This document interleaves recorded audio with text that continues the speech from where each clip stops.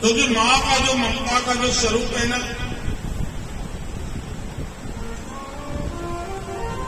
एक दया का भाव है।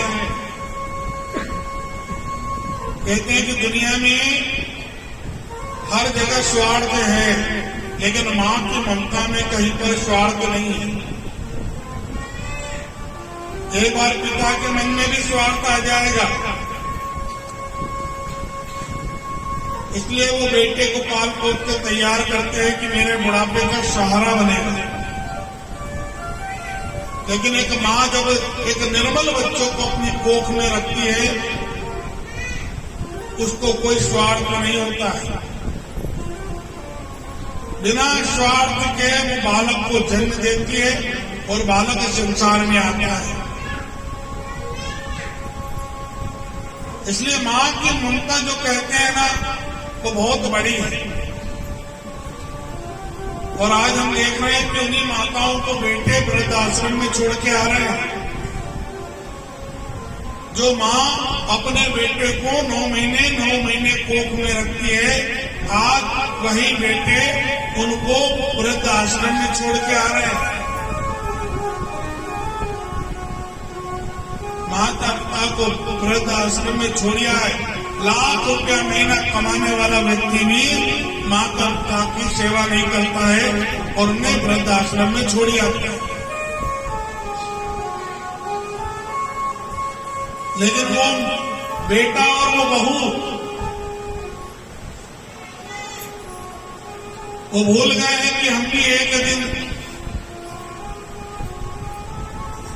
हमारी भी संतान है, और आज जो हम हमारे माता पिता के साथ करेंगे, कल आने वाली संतान हमारे साथ ऐसा ही करेगी। और ऐसा ही नहीं करेगी, बल्कि ब्याज समेत और ज्यादा उनको भुगतना पड़ेगा। क्योंकि यहाँ पुण्य भी ब्याज समेत मिलता है और पाप भी ब्याज समेत भुगतना पड़ता है महाराज।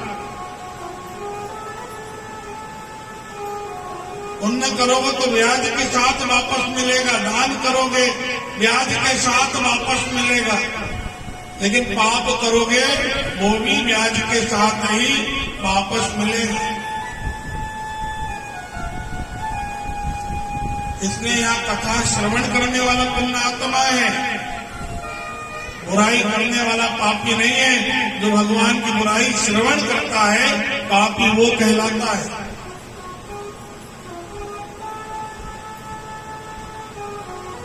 इसलिए ये माता पिता का अधिकार है कि आज हमने संतान को जन्म दिया है, पाल पोस के तैयार किया है, लेकिन मां की ममता जो है वो बड़ी विचित्र है महाराज।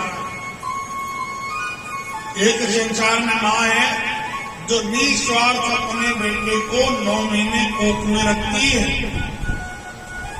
और जब एक माँ अपने बेटे से कहती है कि बेटा अब तू बड़ा हो गया है, कमाने वाला हो गया है, कमाने लगा है, अरे तुझे मैंने 9 महीने अपने गर्भ में रखा है, 9 महीने अपने पेट में रखा है। माँ कहती है ना, कभी कभी बेटे से जब बेटा सेवा नहीं करता है तो माँ कह देती है। तो आजकल की संतान, आजकल के बेटे कभी कभी ये भी कह देते हैं कि रोज रोज मत बोला करो कि 9 महीने पेट में रखा है।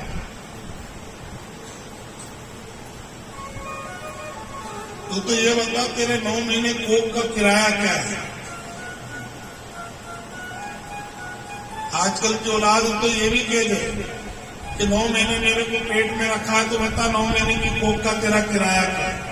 एक बार ले ले, पर बार बार मत बोला कर कि 9 महीने कोख में रखा है, पेट में रखा है, तुझे जन्म दिया है।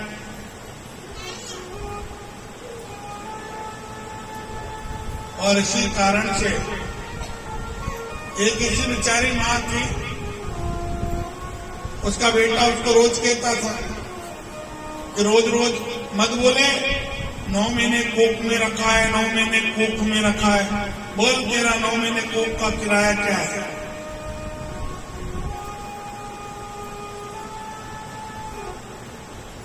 वो मां कहने लगी, बेटा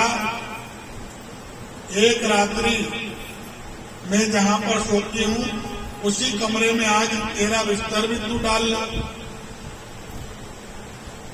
तेरा बिछौना बिछा ले और एक रात्रि आज मेरे कमरे में सो जा। एक रात्रि में तेरा कर्जा उतर जाएगा। कितने में? एक रात्रि। बेटे ने भी मन में विचार किया कि रोज रोज ये माता चिल्लाती है, 9 महीने कोख में रखा, 9 महीने कोख में रखा।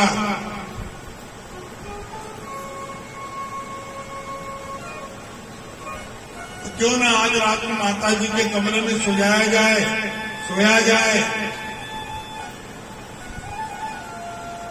उस दिन दोनों माँ बेटे ने भोजन किया, दोनों माँ बेटे ने अपना अपना बिस्तरा बिछाया और दोनों सो गए।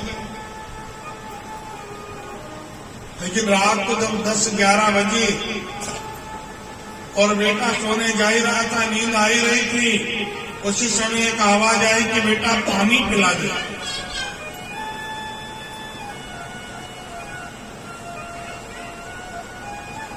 तो बेटा पानी लेने के लिए चला गया। अब पानी लेके आए और जैसे माता जी को पानी दिया, माता जी ने आधा गिलास पानी तो पी लिया, लेकिन आधा गिलास पानी अपने बिस्तर में ढोल दिया।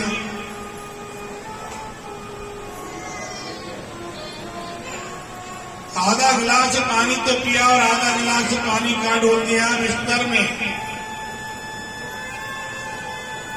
अब वो माता जी कहने लगी, बेटा मेरा बिस्तर गीला हो गया, चदरा गीला हो गया, मेरा बिस्तर बदल दे। बेटे ने एक नया बिस्तर डाल दिया, चदरा बदल दिया।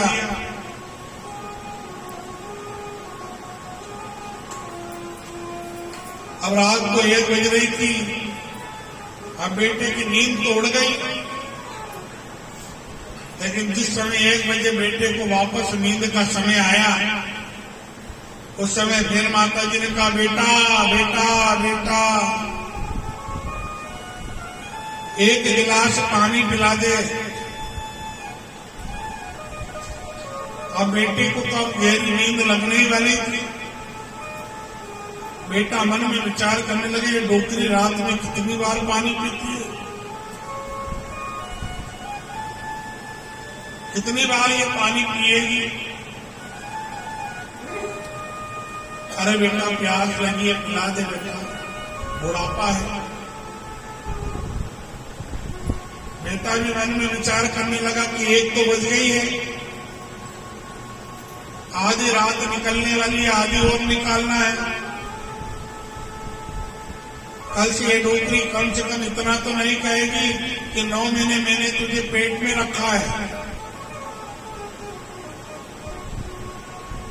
फिर बेटा उमते गिरते पड़ते रसोई घर में गए, माता जी के लिए 1 गिलास पानी लाए। फिर माता ने आधा गिलास पानी पिया और फिर आधा गिलास पानी माता जी ने बिस्तर में ढोल दिया। फिर चदरा गीला हो गया। अब माता जी कहने लगी, बेटा मेरा चदरा बदल दे, बिस्तर बदल दे।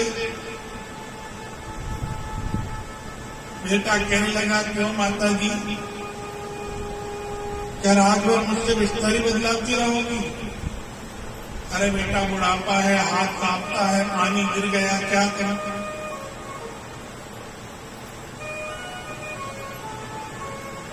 तेरा जब बुढ़ापा आएगा, जब तुझे मालूम पड़ेगा कि बुढ़ापा क्या होता है।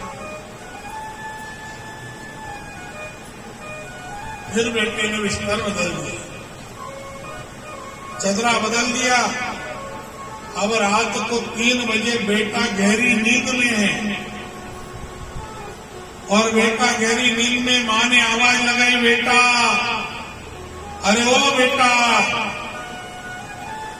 ओ मेरे बेटे, मेरे को एक गिलास पानी पिला दे रे बेटा रे।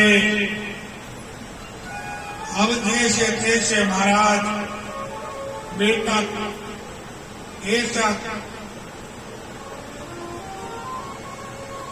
गुस्से में उठा, ए डोकरी, क्या रात भर पानी पीती रहती है। फिर बेटे ने सोचा, अरे और 2 घंटे बचे हैं, 3 तो बज गई रात में। बेटे ने कहा, ज्यादा कहूंगा।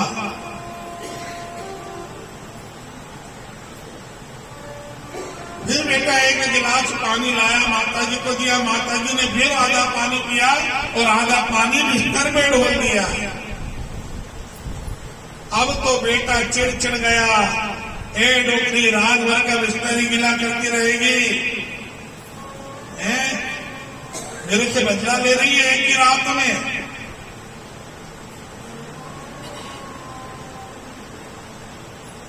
माताजी कहने लगी, बेटा आज रात्रि में 3 बार तूने मुझे पानी पिलाया, 3 बार मैंने बिस्तर गिला किया, तूने बिस्तर बदल दिया।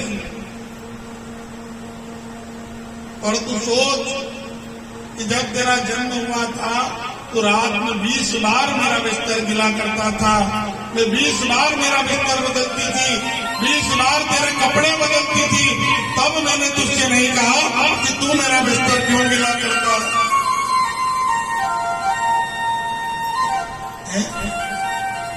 जब मैंने तो नहीं कहा, मैं तो तेरा कपड़े बदलने में कभी नहीं खिंचवाई,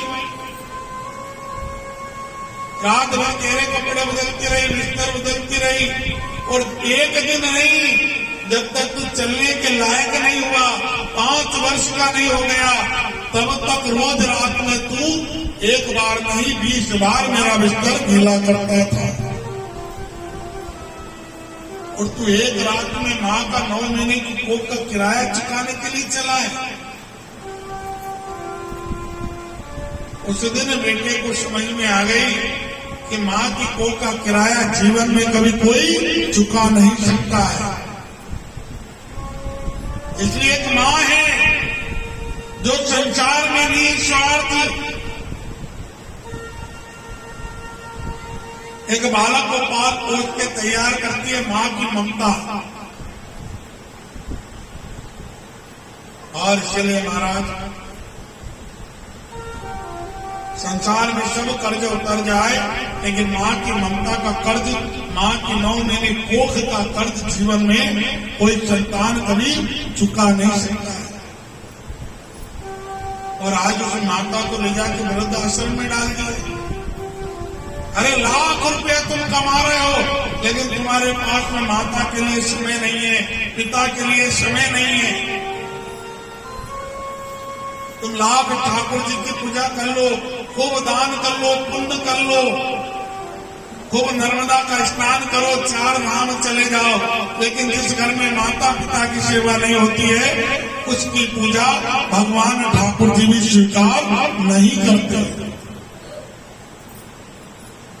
उसकी पूजा कभी ठाकुर जी भी स्वीकार नहीं करेंगे। इसलिए मातृ देवो भव, पितृ देवो भव। जहां माता पिता है वहां ही भगवान है।